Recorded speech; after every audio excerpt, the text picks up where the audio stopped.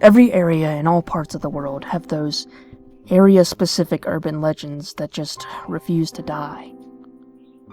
Whether the stories are about a haunted asylum on the outskirts of a city, a creature that lives in the nearby woods, or a ghost that haunts a lonely stretch of road outside of town, there is always a common thread with these tales. No one has ever been to these places, seen these creatures, or witnessed any hauntings with their own eyes.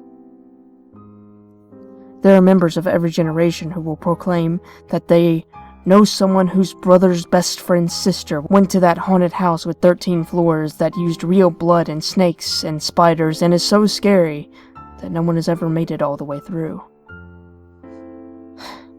Those same people will swear by these stories without ever being able to provide a shred of evidence or a name of someone who could provide proof of the claims, simply because everyone around here knows that it's a true story. The storytellers eventually pass on the tales to their children, who modify them just enough to keep up with the changing times, and the cycle continues. I'm as skeptical as anyone when it comes to these stories, seeing as I was like a junkie when I was younger, constantly searching for more terrifying stories about whatever area of the country I was living in at the time. I made up and spread stories about haunted pizza parlors in New York, my cousin's encounter with the Jersey Devil, or how my grandfather encountered a feral, human-like demon creature in the woods of Colorado. I even broke the one rule with these stories by putting myself in them. This took guts in hindsight, because I had to make sure that I always told them the same way. Surprisingly, no one ever called my bluff. I like to think that I've had some wonderful contributions to the various urban legends around the Midwest and Northeastern states. I moved around a lot. There was always a surge of joy whenever I would wander the halls at school and hear one of my classmates retelling my stories to another one of their friends, adding little bits here and there like a massive game of telephone. I knew, of course, that the stories were complete fiction, but I stood my ground whenever someone asked me about them. I would even manage to act a little bit, speaking with a shaky tone or looking scared when I would recount the situation that I supposedly experienced myself. I suppose this aspect of my childhood has led me to my current predicament, which I will recount in full for the internet to take from it what they will. I have laid this little introduction as a sort of disclaimer, aimed particularly at those who will call my story into question. I've been the boy who cried wolf for years, but I assure you with every ounce of honesty and integrity that I have, that this time, the wolf is real. From my introduction, it is probably apparent that I moved around the country quite a bit in my middle and high school years. Neither of my parents had anything to do with any branch of the armed forces. They simply didn't tend to hang around any given place for too long. I suppose it had some sort of effect on me, but I wasn't hurt by it or anything of the sort. Growing up, I was a complete ham. I made friends very easily, was often the class clown, and because of that, was often disliked by my teachers. Again, this was never an issue, as I was usually in another state by the time the next semester rolled around.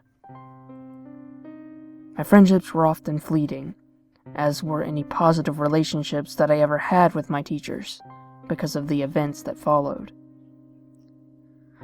My memory of one teacher in particular is probably slightly skewed, but I will attempt to give the least biased version of our friendship that I can. Mr. Mays was one of my social studies teachers in the early years of my high school experience.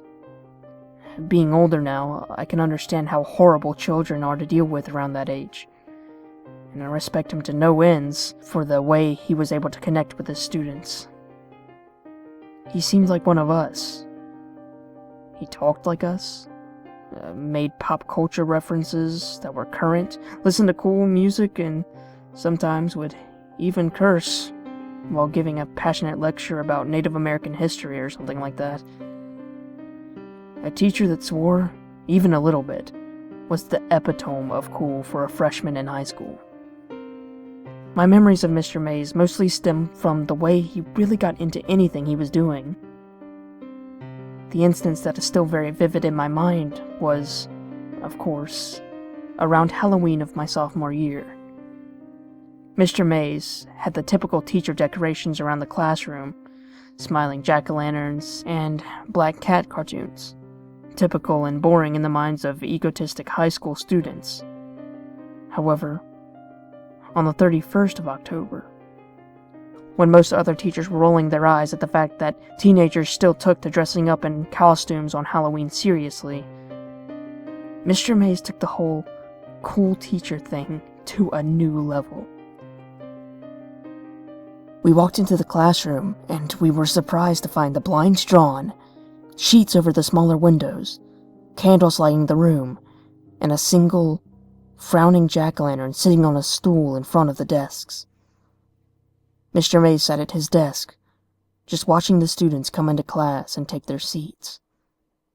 He didn't have to ask anyone to be quiet because the moment everyone walked into the room, they were either too excited to care about petty conversations or too confused to bother with them. The students took their seats as Mr. Mays began his lecture. He spoke quietly to set the mood and took a seat on a chair, right next to the jack-o'-lantern in the center of the room. "Today is probably my favorite day of the year, class," he said in a monotonous voice. "Halloween is my favorite holiday, and I want to share with you exactly why I love it so much." One girl raised her hand with a concerned look on her face. "I'm pushing the due date for your papers to next Tuesday," Mr. Mays said without bothering to look at the girl who slowly put her hand down, looking around at the other students with a hint of embarrassment. The class erupted in quiet cheers, and Mr. Mays waited for the inevitable silence. He began his story immediately after the class had calmed down. I will attempt to recreate the amazing story that Mr. Mays told the class that day. The way in which he told his story rendered the horror junkie speechless, and the rest of the class terrified. The same girl that had raised her hand to ask about the paper was holding her knees to her chest by the end of it, a look of terror on her face. The important thing to know was what the story was about. The specifics slip my mind and aren't too relevant. I'll try to recount the parts of the story that matter the most, but don't hold me to it. Basically, Mr. Mays and his friends set out on a road trip around the country after graduating from college. They took a truck, loaded it with camping gear, and set out to sightsee for the entire summer.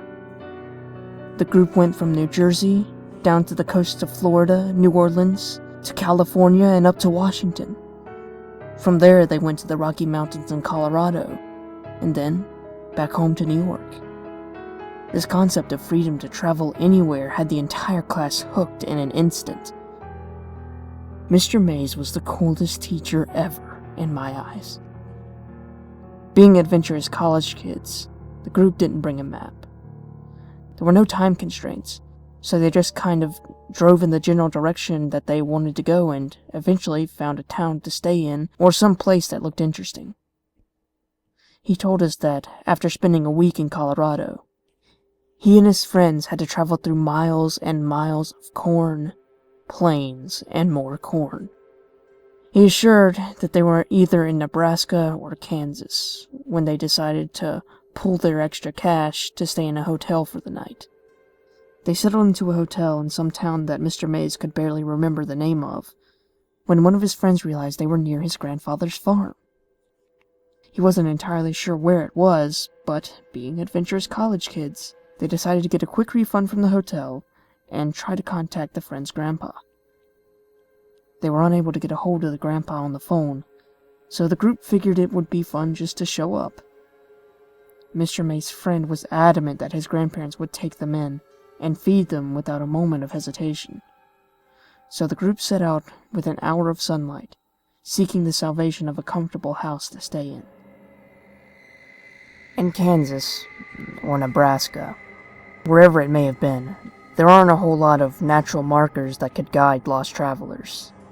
Any directions given to someone who didn't live around the area basically amounted to go up a couple miles to the corn, take a right, and go down a dirt road to the other corn.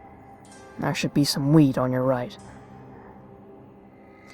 So, as is the case in most scary stories, the group got lost. Never wanting to admit defeat, they drove into the night, making wrong turns every 5 minutes until they found themselves on a wooded road that Mr. May's friend was certain that his grandparents lived off of. Mr. Mays described the road as basically a dark path to hell. I wasn't entirely sure how true this was, because he got very excited and a bit ridiculous with his explanations of the trees that almost tried to grab the car, and the red eyes of countless animals. Regardless, the typical horror tropes worked on most of the class. Everyone was terrified. So the group of guys drove on this dark road for about 15 minutes before they came to a clearing in a small building with lights in it, and what seemed to be a silo.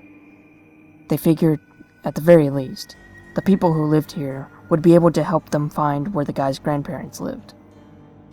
The whole idea of everyone knows everyone in these hick parts of the country fueled this hope.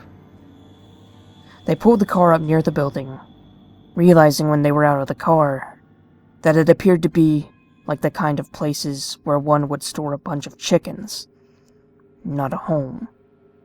Still, the lights were on, so they figured they would give it a try. They approached the building as a group, looking in the semi-open sliding door to find a big, empty room. Hanging fluorescent lights lit the room like it was daytime, and they couldn't see a soul. There were no cars, but one of Mr. Mays' friends was convinced that he'd seen someone as they pulled up. So they decided to go inside and see if there was an office or something where someone might still be working. Why else would they have this huge place lit up like that? There were no doors on the inside of the building. Again, it was just a giant, empty hall. So the group roamed around the property and over towards the silo. As they got closer, they noticed what appeared to be a cellar door. At this point, I remember Mr. Mays telling the entire class to learn from his idiocy. He told us that he hadn't seen many horror movies before that time, and didn't think twice about approaching a creepy cellar door in the middle of a dark, scary, and foreign place. He said that approaching that door was one of his biggest regrets. Mr. Mays let the whole class know that he was going to tell us as much as he deemed appropriate about the experience. He felt that we were mature enough to handle it, but advised anyone that was squeamish to leave the class early. Several students quietly gathered their things and walked out of the door, a couple of them being stoners who saw this as an opportunity to smoke behind the school before their next class. I didn't even give the announcement a second thought. Like I said, I was and am a sucker for this kind of stuff. Mr. Mays was telling a story better than anything I had ever conjured up. I wanted to learn from this guy, even though I didn't believe much of the story. After the class had thinned a bit, Mr. Mays continued with the story. He told the remaining few that he and his friends opened that cellar door, releasing a smell that he could only describe as the most putrid thing my senses have ever experienced. The group was no longer concerned with finding the owners of the property, but was now set on finding the source of that smell. They went down the steps into the cellar, which was lit by single bulbs spaced sporadically along the ceiling of a long hallway. No one spoke. Things had gotten too strange. The walls were lined with metal sheeting, similar to the roofing on farms. The hallway itself was crooked, and the ceilings constantly lowered and rose, like a tunnel that was hastily dug, then never touched up. There were sections where the boys had to almost crouch in order to pass. The worst part, Mr. Mays told us, was that the light bulbs continuously flickered. sometimes acting like a strobe light and making it very difficult to move through the winding and unstable hallways. In hindsight, he was certain that his mind was playing tricks on him, but he remembered seeing flashes of things that couldn't be there. He said that when you are focused on something, or if that you are nervous, your mind can do that to you. It can simply revolt, showing you things or people that aren't there. He continued to describe the hallway, and I was on the edge of my seat. The halls were windy and seemed to go on forever. Mr. Mays guessed that they were somewhere under that creepy forest they had driven through when they had found the door, but he couldn't be sure. He said that they came upon a door after walking for what felt like a mile. It was simple and wooden, but it looked like it belonged on the outside of a suburban home. It had a nice design, seemed to be freshly painted red, and had a very nice knob with a knocker on it. It was a door that belongs at the entrance to a nice house, not one that would be sitting in a dirt tunnel in the middle of nowhere. His friends walked towards the door, moving carefully because of the flashing bulb and increasing uncertainty about the stability of the surrounding walls. He turned to the group, the rest of which were nervous at the very least, and attempted to lighten the mood with a laugh before he said, "I should probably knock first." Mr. Mays' friend grabbed the steel knocker and hit it against the door several times, mockingly, but quietly uttering, "Is anybody home?" The group waited for about 30 seconds before their tension broke. The guy next to the door shrugged his shoulders and went back to his friends. But as he did, the light bulb between them surged and exploded. The boys shielded their eyes and looked back to their lone friend by the door. As he lowered his hands, one of the metal sheets of the makeshift roof dropped. The edge of the sheet fell directly on the boy's forehead, slicing it open and sending a wave of blood down his face. The impact apparently knocked him out. He fell back against the door, knocking it open in the process. The entirety of the group rushed through the dim light to their friend, barely noticing the seemingly pitch-black room that now lay before them. Mr. Mays was the first to make it to his friend's side. He lifted the guy's head into his arms, immediately taking off his jacket and putting it over his forehead to attempt to stop the bleeding. Once the group had calmed down, Mr. Mays noticed that the arm that had been bracing his friend's head was soaking wet. He was confused about this, and was attempting to sort it out when one of his friends started talking. He said something along the lines of, "The lights. We have to go."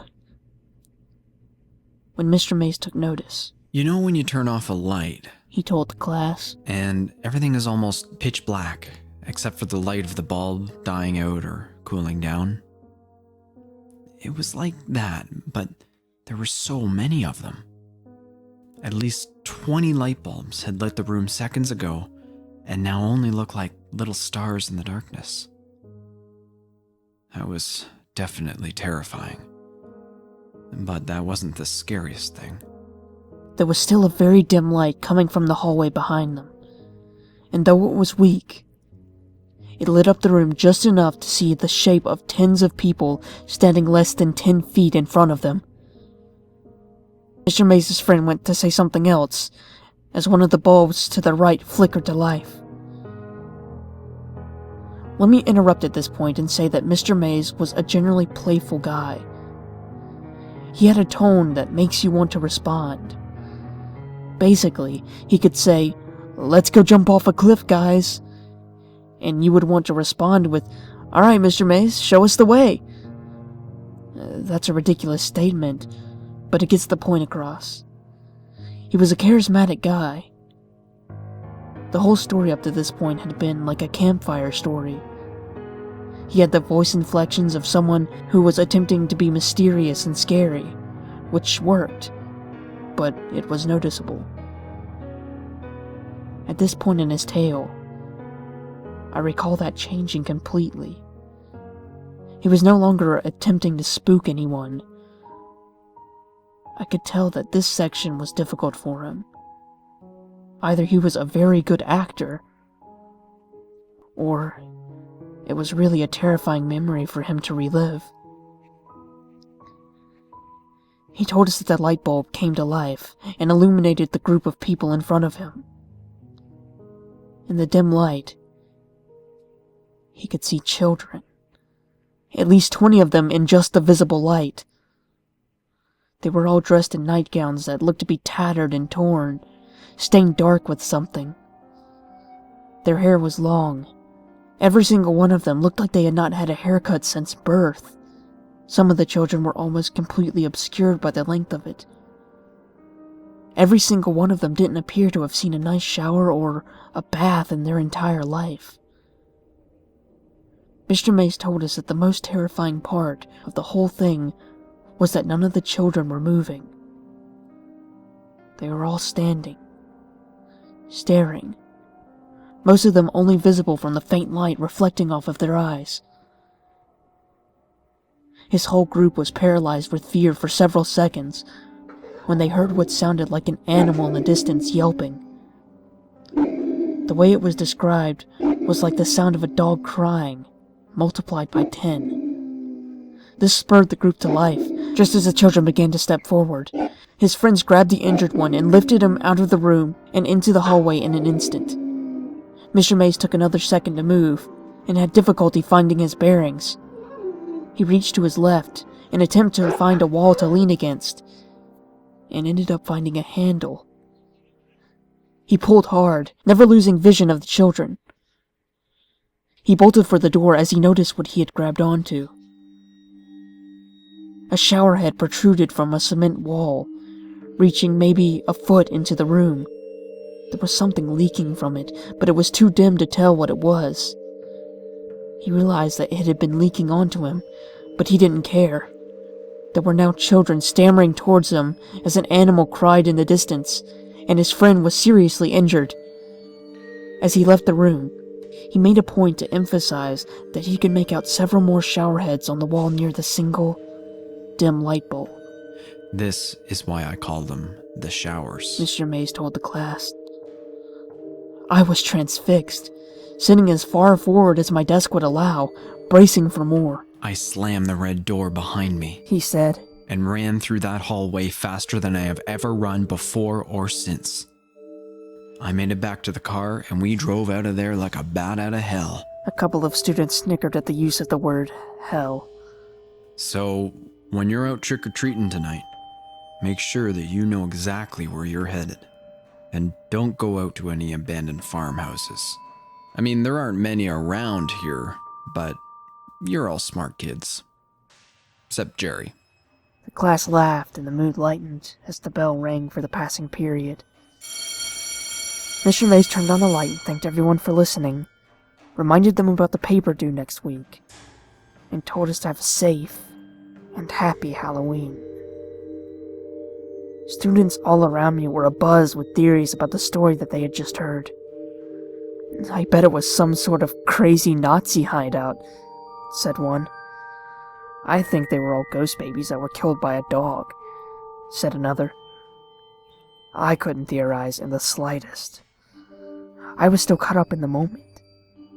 The way that Mr. Mays had told that story and the detail that he included in it left me feeling like we didn't get the whole story. A couple of days later, I stayed after class and asked him about how it really ended and what happened to his friend. He laughed and said that his friend was fine, and that it was honestly, he whispered this part, Probably due to some of the drugs they were on at the time. Mr. Mays winked at me as if to say, don't tell anyone about the drugs bit, kid. And I smiled and left. I lived in that town for another couple of months, and then was rapidly moved halfway across the country to Milwaukee, Wisconsin. I twisted the story around and told it around campfires as I got older, and it was always a hit. but I always changed the ending, letting the friend die of blood loss or from being dragged away by the children. It wasn't until college that I got a chance to talk to Mr. Mays again. I went to college in northern New York, not for any reasons associated with the story. College was a fun time for me. I continued being the same ham that I had always been. It wasn't until sometime around my junior year that I ran into Mr. Mays at a bar that I frequented. Initially, I couldn't be sure that the person I saw laying his head buried in his arm at the bar was Mr. Mays. The only trait that grabbed my attention was a sweater that he used to wear on his birthday during the class. The shirt simply read, "I'm the birthday boy." I told the group of friends to grab a table and that I would join them in a second, then walked over to the man at the bar. "Mr. Mays?" I said, and the man looked up. The man took a second to look at my face before he smiled. He put a hand on my shoulder and said, "Hey there, son. How you been?"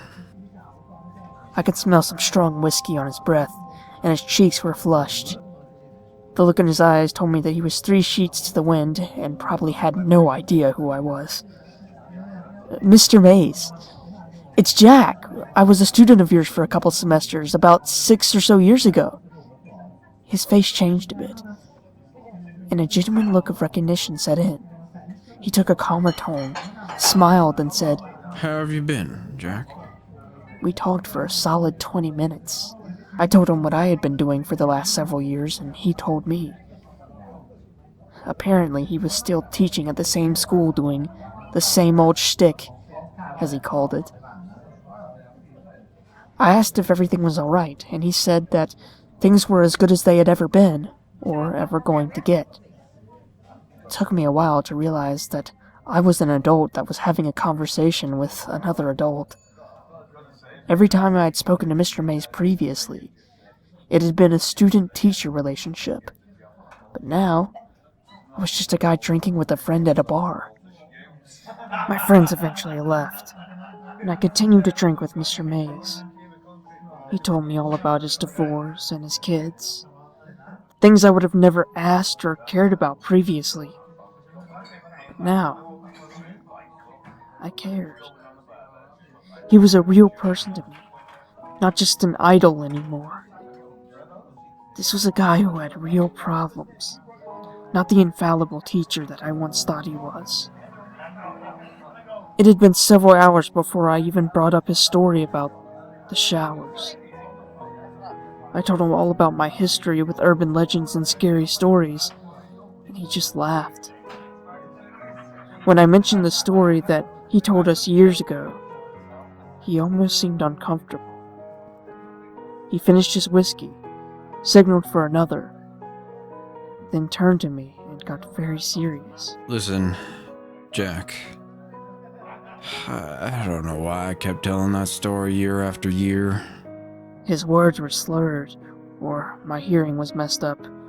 We were both sufficiently blitzed at that point. "That was what my therapist told me to do when I was younger.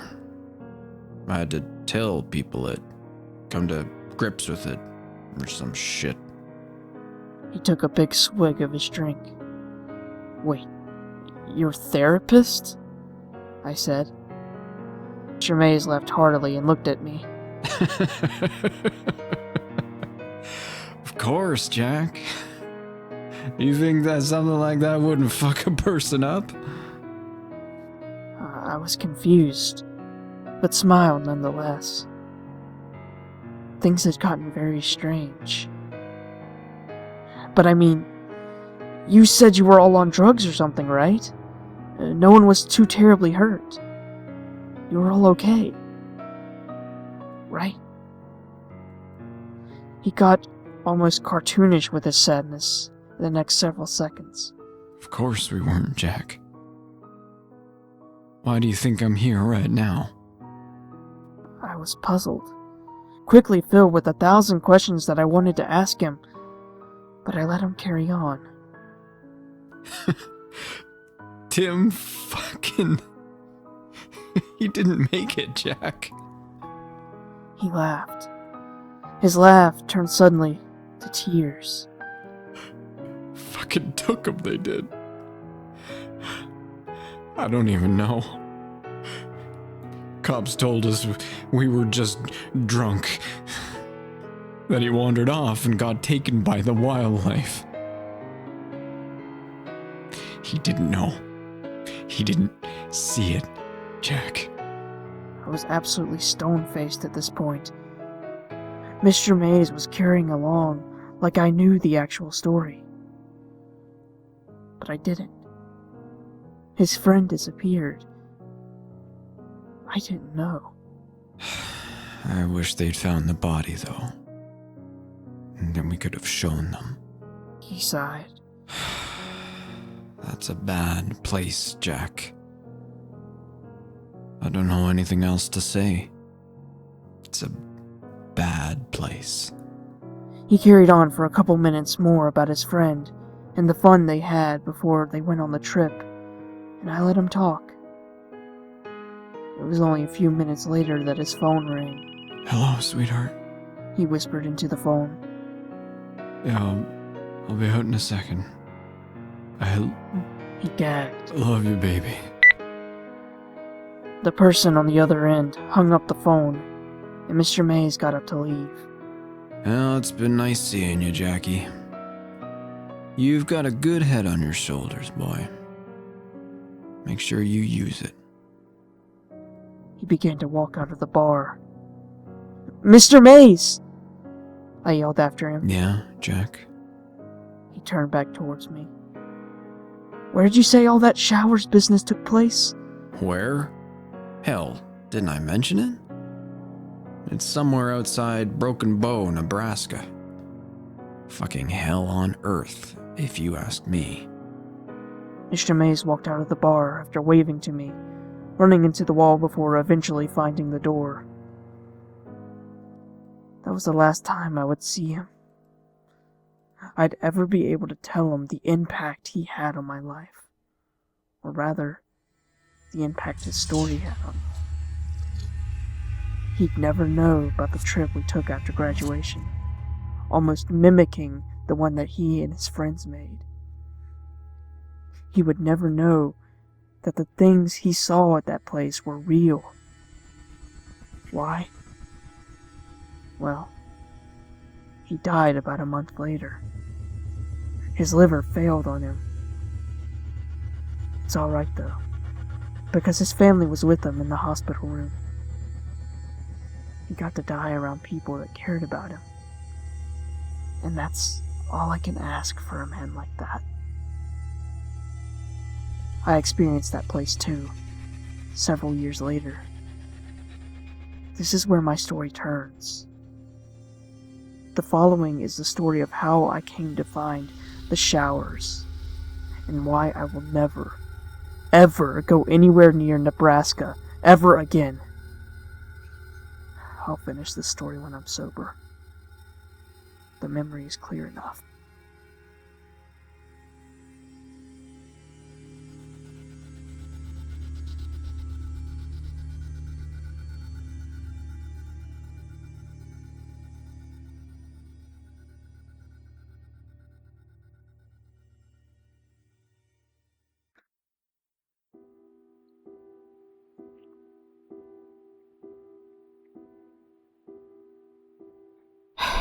I'm awake now, semi-sober, and ready to finish this for you guys, the internet, and whoever cares to hear it.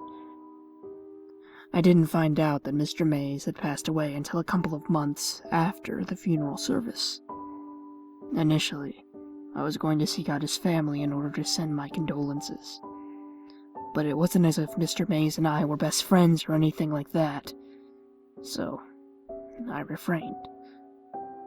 I continued through my college career and graduated a year or so after our bar meeting. Graduating with English as my major wasn't a mistake, but it wasn't exactly something that landed me any sort of immediate jobs after college. Now, I had saved a pretty solid amount of money while I was in school, and decided that I deserved a bit of a vacation, if you will. I took my spare cash, got together with my college buddy Steve, packed up, and hit the road, aiming for somewhere in the Rocky Mountains. I had lived near Littleton, Colorado when I was younger and remembered loving the area, so this destination was as good as any. The trip was a success. We made it somewhere around Estes Park, Colorado, and found a cheap cabin that we rented for about a month. The days were filled with lounging, hiking, and things that generally involved a little to no work on our parts. After the rental was through, we packed up again and headed on our way back east. Sometime during this trip, we had met up with a couple Estes Park natives in one of the local bars. We never typically hung out with them or anything like that. We just had conversations now and then over drinks and food. One night, these guys were paying their tab and picking up to leave awfully early. They were usually there until the wee hours of the morning. When we questioned them about it, they told us that they were headed to a little get-together with some friends of theirs, and they invited us. Having nothing else to do, we hopped in the car and followed them to the party. The party itself was low-key and ultimately inconsequential to the story. However, the important thing about it was that at some point in the night, we were all sitting around the fire and swapping ghost stories. At this point in my life, I wasn't as much of a ham as I was in my younger years, but with a little bit of encouragement, I started on a couple of stories I remembered telling in my youth. Eventually, I made it to Mr. Mays' story about the showers. Every time that I told it after hearing it from Mr. Mays, I had spiced it up a little bit, but out of some sort of subconscious respect for my former teacher, I went straight into the version that he told my class in my sophomore year of high school. The group enjoyed my stories for the most part, the showers being a mutual favorite among the partygoers. Steve and I left for the cabin around 5 in the morning, and he asked me about the story on the drive home. I told him all about Mr. Mays, that class, my love for everything horror-related and whatnot, and he suggested that we try to find the place in our return trip to New York. Initially, I was reluctant, simply because I didn't feel like wandering aimlessly through Nebraska looking for some old farm building that was probably demolished at this point. But a couple of days before we left Colorado, I told Steve it sounded like fun. We weren't going to be able to do another trip like this for a long time, so I figured we might as well make the best of it. Somewhere in the back of my mind, I thought of it as a little tribute to Mr. Mays, a guy that, in retrospect, helped me realize that I wanted to be a writer. Anyway, we left Colorado and made the long, boring, and barren drive to Broken Bow, Nebraska, or hell on earth, as Mr. Mays had put it. We found a hotel in town and hung around for a couple of days, venturing out 100 miles or so in any given direction each day after that. I remembered Mr. Mays telling us that it was somewhere outside of Broken Bow, but I don't think he got any more specific than that. We tried asking the townsfolk if they had any information about the showers, but we were usually met with blank stares or eye-rolling when we told them what exactly this place was. The only person who seemed to know anything about it was an old lady that worked at a gas station on the outskirts of town. I don't recall her name, but this woman was just one of those cheerful old people, very helpful and generally interested in what anyone had to say to her. Steve had started talking to her at the checkout, and she asked about our license plate, commenting about the fact that we were very far from home. We had nowhere in particular to be, so Steve and I ended up talking to this woman for about 15 minutes, at which point we brought up our hunt for the place known as the Showers. Initially, the name didn't ring any bells with the woman, which made sense seeing as Mr. Mace had given it the name after his experience there, But when I began to describe the details that I remembered from this story, the friendly old woman interrupted me. Her tone was not scornful or mean in any way, but she became very tense and deliberate with her words from that point on. People don't deal with anything relating to that sort of business around here anymore, she told us. That was all a long time ago. Following her statements, she attempted to be cheerful again, excusing herself to the restroom and wishing us the best of luck on our return trip to New York. Steve and I returned to the car without a word, both of us thinking about what the lady had said. Again, she didn't seem to be angry at all. She just didn't want to hear another word about it. We were driving back to the hotel when Steve said something. I mean, if I had to live in a place associated with an urban legend or something like that, I would totally mess with anyone who asked about it. He said. I mean, eventually you just get tired of people asking about it, and so you just try to scare them to get them to shut up, wouldn't you? I agreed with Steve and kept driving. But the whole experience wasn't sitting right with me. If this was some sort of well-known legend in the area, why did no one else in town seem to know anything about it? But I managed to shrug it off. Mind you, neither of us were scared of finding the showers. This little excursion on our road trip was more like a scavenger hunt, a cap-off to an overall relaxing vacation. Steve and I were basically like tourists, hunting for the site at which a famous movie was filmed or something like that. We went into this whole situation with little to no expectations, and a fleeting hope that we would be able to find this place. We spent another day in Broken Bow before we took our next trip out to find the showers. Nebraska isn't as terrible of a place as people make it out to be, but it really isn't all that exciting either. We found a bar and spent some time there, and that was just about the extent of our activity on our day off. When we did get back on the road, we decided that we would attempt to stay off the main roads for as much of the day as we could. I knew there was no way that this place was going to be off a highway, and I remembered some detail about a dirt road in Mr. Mays' story, so we went looking for those. This was a fairly futile effort, as most of Nebraska is dirt roads. It was 7 in the evening when we came upon a small, but thick forest.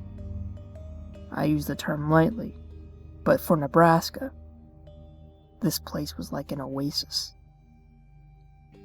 The trees were full and thick, shrouding most of its insides with darkness. The sun was setting, and even though we had run into a few of those random crops of trees, we agreed that this one showed more promise than any of the others. There wasn't really a road, but there looked to be a path where a dirt road might have been at some point, so we drove along that. If the car was able to handle the Rocky Mountains, a dirt path in Nebraska would give us no trouble. We moved slowly and carefully along this trail, making sure to clear any fallen trees in the road or rocks that would render the car useless when the sun finished setting. It was pretty dark in this place during the day, but when night came, it was something else entirely. I had an inkling at this point that we had found the right place, but I didn't want to jinx it, so we continued onward. I didn't realize it at the time, but the little bits of light that managed to penetrate the canopy in this miniature forest actually did make it look as if the tree branches were trying to grab the car, just like Mr. Mays had mentioned in the story. I'm still convinced he made the part up about the animal eyes, though. The most aggressive creature we saw in the woods was a dead rabbit on the side of the trail. It didn't have any obvious signs of death. It just looked like it had simply laid down and never bothered to get up. We drove around in the darkness for quite a while before we found a clearing. We had to move several smaller clusters of branches out of the way before, but right in front of our exit was a giant, dead monster of a tree.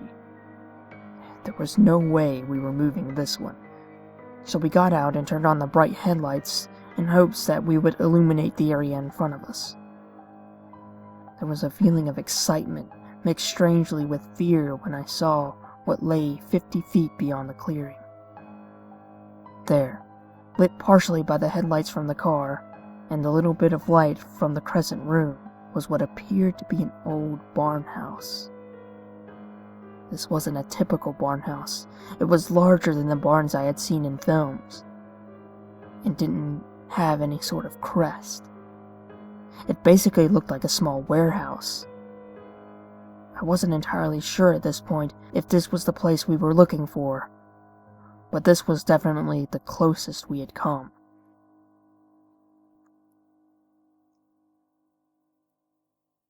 I moved through the brush until I was roughly 20 feet from the entrance, at which point all growth seemed to stop. I don't know if the owners had done something to the soil, but the whole structure had a border around it that was clear of any sort of plant life. I approached the entrance to the building, a large sliding door, as Steve came up behind me with 2 flashlights. So, you were just going to run off into that place in the dark. He laughed.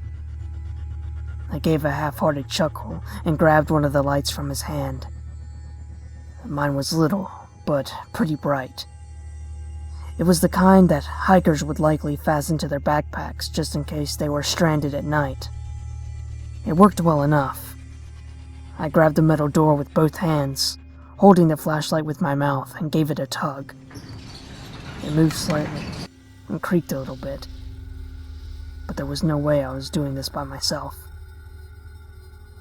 Steve came up from behind, set his flashlight on the ground, grabbed the door, and said, 1, 2, 3.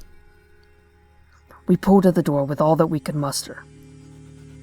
Once we had managed to move a couple inches, it must have latched back onto its track because it slid very easily, stopping hard with a loud, echoing thud when it was completely open. Steve picked up his flashlight and walked behind me. I had already moved inside. The inside of the structure was exceptionally bare, almost troublingly so. I wasn't entirely sure how far we were from the nearest home or small town, but there wasn't even the slightest bit of evidence that anyone had been in the building for years. There were no broken beer bottles or empty bags of chips. There weren't even any animal droppings or eager plants that managed to grow here. The room was expansive, larger than your average farm, but not the warehouse-sized monstrosity that I believe Mr. Mays had described in his story. I was sure that it was simply a holding area for farming equipment or something similar at some point. Disappointed, I wandered near the entrance while Steve ventured into the expansive darkness. As I was running over the details of the story in my mind, something struck me like a sack of bricks. In Mr. Mays' story, there was a silo near the barn. I ran outside, my eyes adjusting easily because, at the very least, it was brighter outside. I looked in all directions, running around the perimeter of the building. Surely, if there was ever a silo near this place, there would be some evidence of it somewhere. But, despite my hopes, there was nothing but a cluster of thick bushes on the one side, brush and dirt everywhere, and the forest that we had come from. I walked back into the building, frustrated and tired. Steve was still excited, eagerly running around the inside of the building. He said even if we could find a shower head or pipe, that we'd know it was true, and that he wanted me to keep looking with him. I didn't want to ruin his excitement. I had told Steve the story several times, but obviously he didn't realize that this just wasn't the place. The building was weird, yes, out of place and oddly pristine, but it wasn't the location of the showers. I let him explore for a little bit before I called him over. "This was probably as close as we were going to get, man," I said. "But this isn't it. Remember the silo?" His face went from excitement to disappointment in an instant, much like a young child who didn't get the presents he wanted on his birthday. I patted him on the shoulder. "This is still pretty cool, though. I mean, we could still tell people that we found it." I was reverting back to my old habits quickly. Steve laughed. Yeah, man, I guess we could. It is definitely creepy enough. We should get some pictures as proof, you know? I agreed with him. I'm gonna go grab the camera really quick. He said as he bolted out of the entrance of the building. I was left alone there. It was very quiet when I was alone there. I could hear the faint sound of Steve running through the brush into the car. But once he was far enough away, everything was quiet. I remember not even hearing wind or the chirping of crickets as I walked deeper into the dark, flashlight in hand. I was convinced that there had to be something. As I approached the far corner of the room, the sound of my feet scratching against the dirt was interrupted by a soft, hollow thud. I stopped, trying to figure out what it was. I put my foot down hard against the ground and heard it again.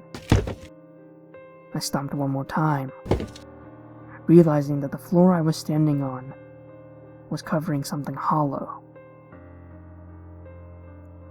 I walked to the wall of the room, looking carefully at the floor to try to spot any holes or gaps. As far as I had known, it was solid ground that this thing was sat atop, so I was convinced that I had found a hatch or a basement or something. I heard Steve coming back through the brush as I shouted, "Steve, come here, it's hot!" As I went to say the word hollow, I hopped a little bit, hoping to recreate the sound so that he would be able to hear it upon entering the door. The second that my feet made contact with the door, I felt it give out beneath me. The memory of the fall is fuzzy, but I do recall hearing wood splinter. I remember seeing the light from Steve's flashlight fading away into complete darkness. It wasn't a long fall, but I must have fallen in a terrible position because I know that I lost consciousness for several seconds at least. When I woke up, I was staring at a bright light. For an instant, I had thoughts about approaching the fabled light at the end of the tunnel. I was angry at myself. "You died in Nebraska, Jack? Wow, you do know how to mess up." My self-deprecation in the afterlife was interrupted by what sounded like Steve's voice. Jesus, Jack! Jack, can you hear me? Dude, wake up. Please wake up. He pleaded. I managed to lift my head up off the floor, just enough for him to celebrate. The pain in my head was immense, but it was outweighed by the pain shooting through my knee. I knew I had a concussion, but the pain in my knee was just so much more pressing.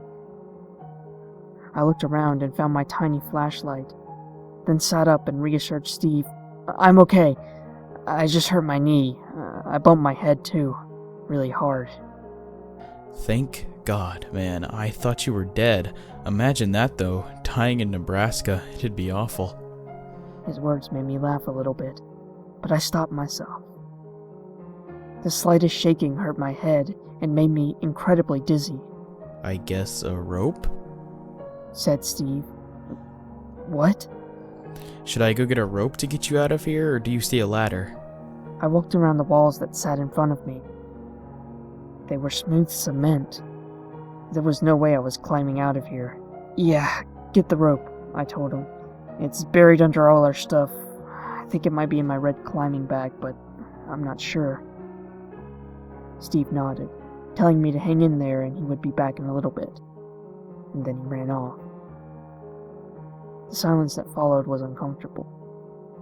After the sound of Steve's feet scraping the floor above me faded away, I was only able to hear that buzzing that occurs in total silence, intertwined with the pulsing in my head. I pushed myself over to the nearest cement wall and braced myself against it, resting and breathing deep in an attempt to calm myself. The cement was unnaturally cold against my back. It was summer, so I only had a t-shirt on, but it felt like ice even through that. Again, this observation was primarily made after the fact. In the moment, it just felt good to lean against something. I sat there, waiting for Steve in this underground basement, and I began to feel uneasy. I felt like an idiot for falling down here, and I felt pain from my injuries as well.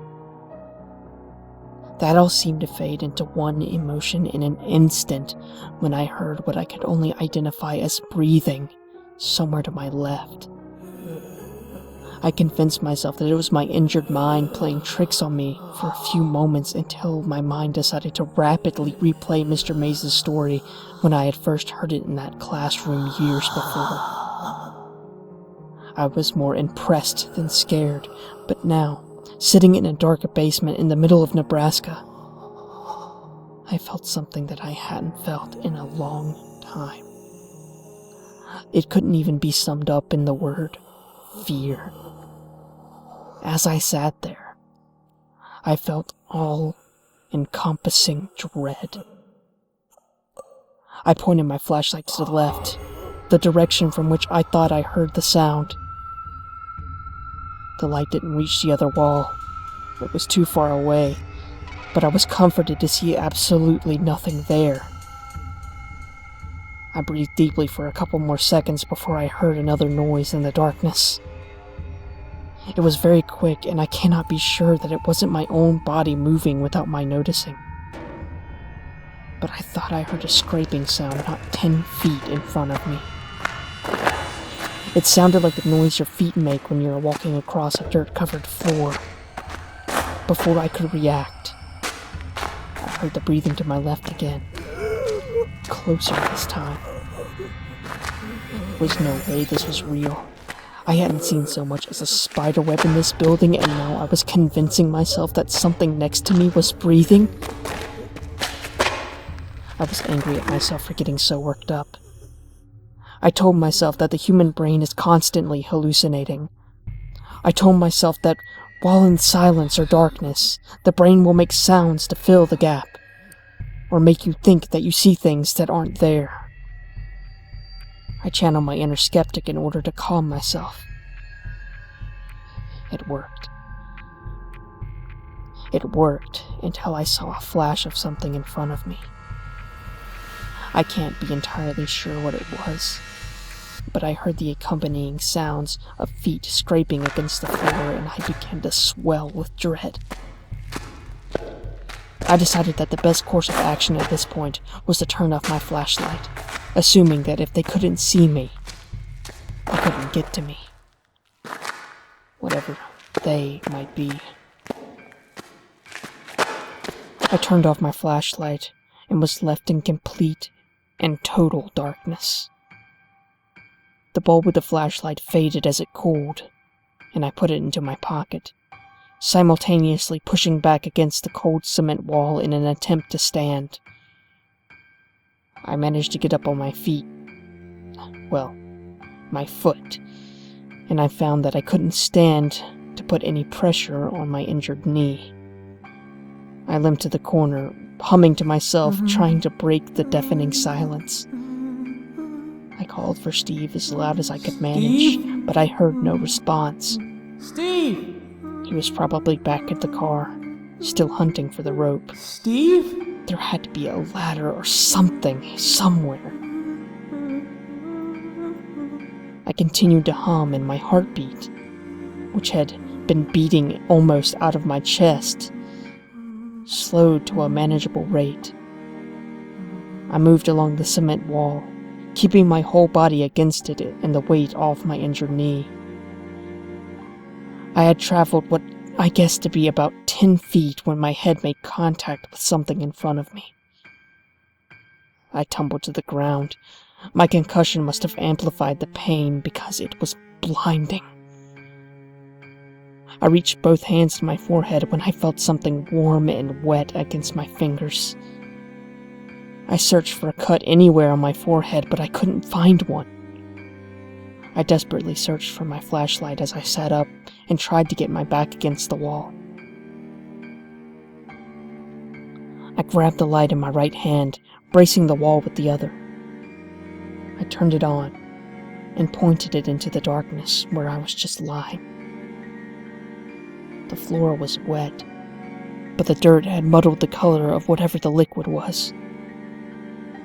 I tried to get my eyes to focus on the puddle, tried to convince myself that it was my blood, when I saw a drop fall into the puddle.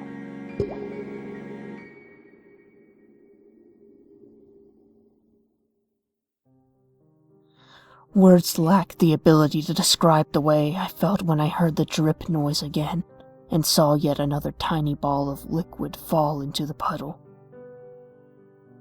I think I knew, even then, exactly what the source was, but I was endlessly trying to convince myself that I was wrong. I lifted the flashlight up and pointed it to the source of the liquid.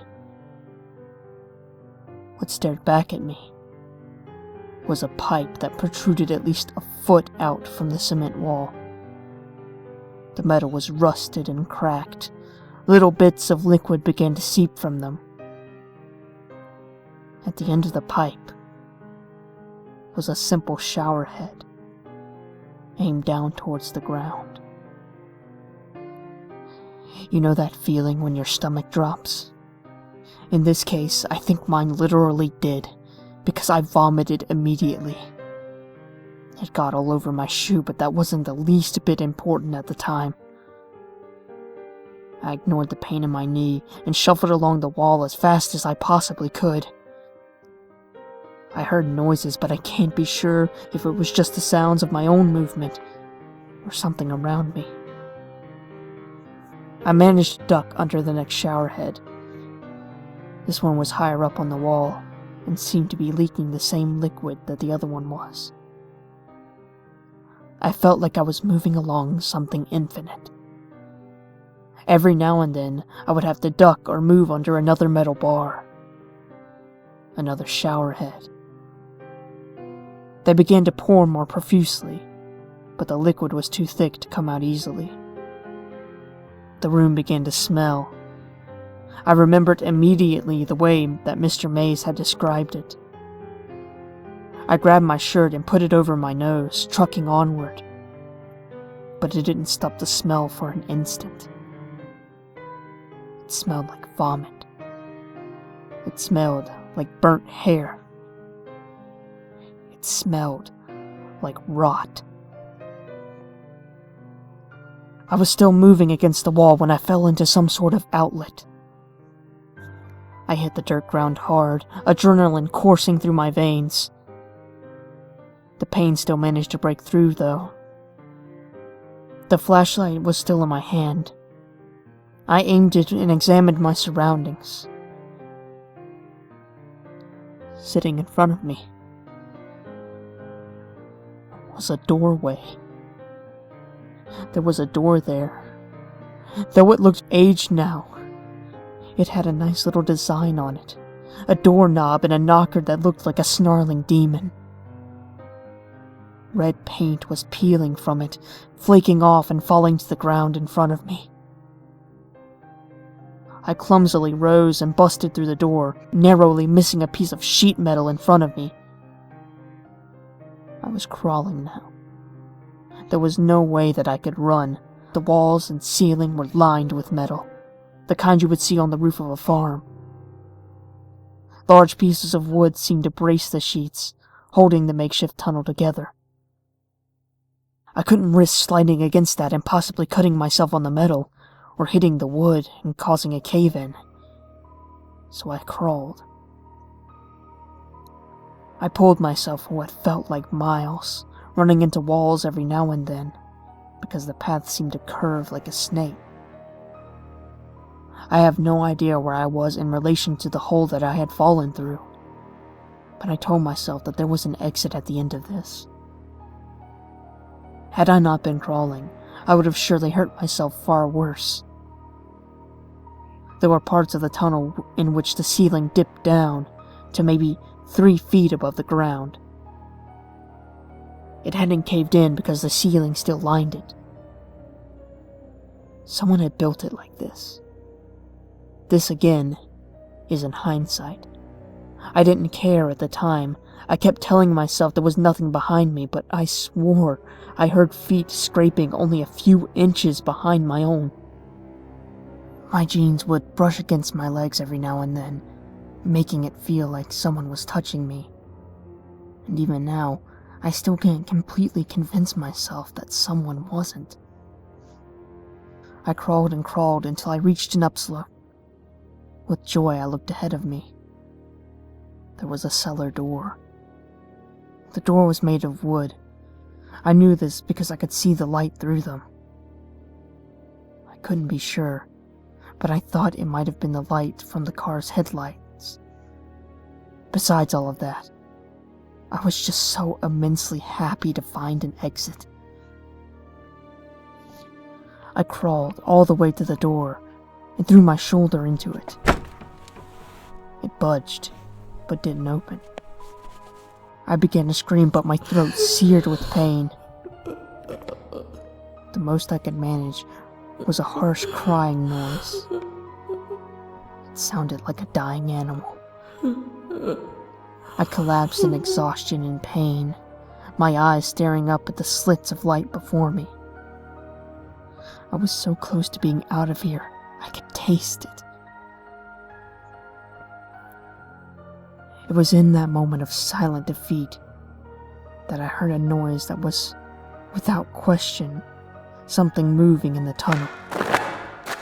It sounded like something being dragged across the floor.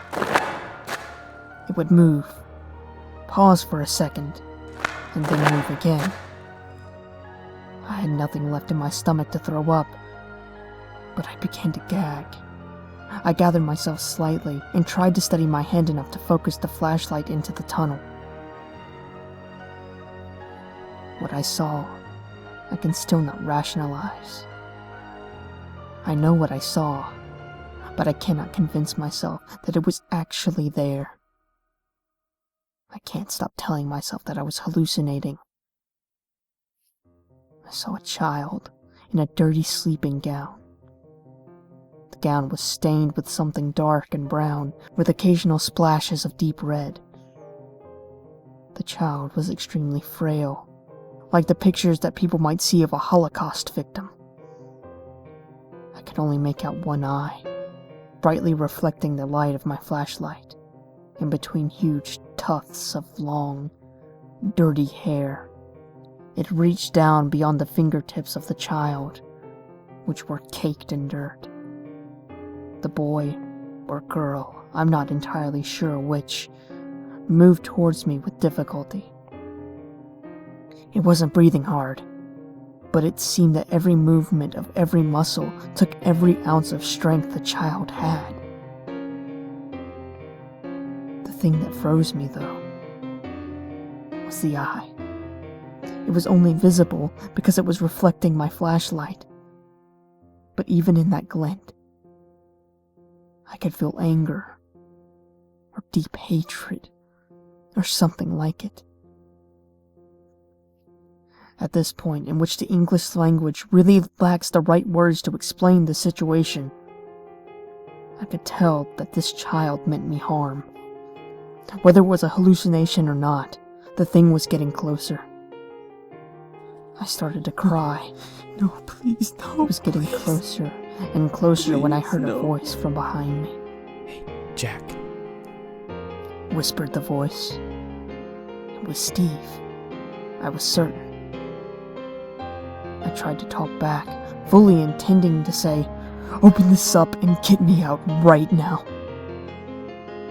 However, given my current state, I'm sure it just sounded like garbled nonsense. I clawed at the door, pushing against it with everything I had. and finally breaking eye contact with the child. As I did this, the flashlight rolled down the slope, coming to rest somewhere near the child's feet. What do you see? The voice asked. "What are you talking about?" I closed my eyes. I just remember hearing a reply along the lines of, "Just look at it. Tell me what you see." But my own screams of frustration drowned it out. I was mumbling like a maniac when the voice told me calmly. Rest for a second, I'll get it. The statement took a second to settle in, at which point I closed my eyes tight. "Steve, just do it. Please, just get it open. Please," I whimpered. "Just get me out of here." My voice was beginning to get louder. "Steve, open the door!" I opened my eyes for a split second to see nothing but black hair dangling in front of my face, and a small glint of light hidden in the mess of tangles. I slammed my eyes shut and screamed with every ounce of energy I had. "Open the door!" The door behind me gave way, and I fell onto the dirt, taking in a breath of fresh air. My eyes were still closed, but the first thing that I did was scramble to find the cellar door and close it. Once I had done that, I took a deep breath and opened my eyes. I saw the barn in front of me, illuminated by the headlights of the car. My head was pulsing with pain. I was covered in dirt and liquids that I didn't even care to know the origin of. My knee was, at the very least, dislocated.